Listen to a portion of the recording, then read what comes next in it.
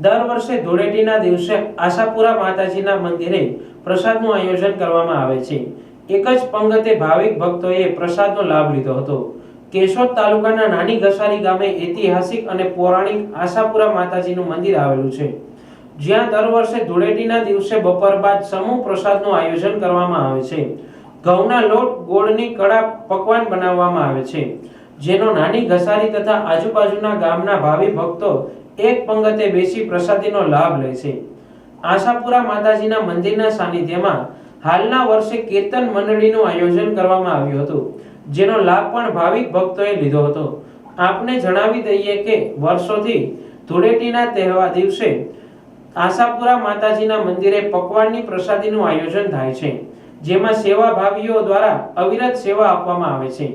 ગરીબ હોય કે ધનવાન હોય, એક સાથે માં ધરતીના ખોળે બેસી પ્રસાદી લેવામાં આવે છે અને તમામ લોકોને બેઠક વ્યવસ્થા સાથે પ્રસાદી પીરસવામાં આવે છે।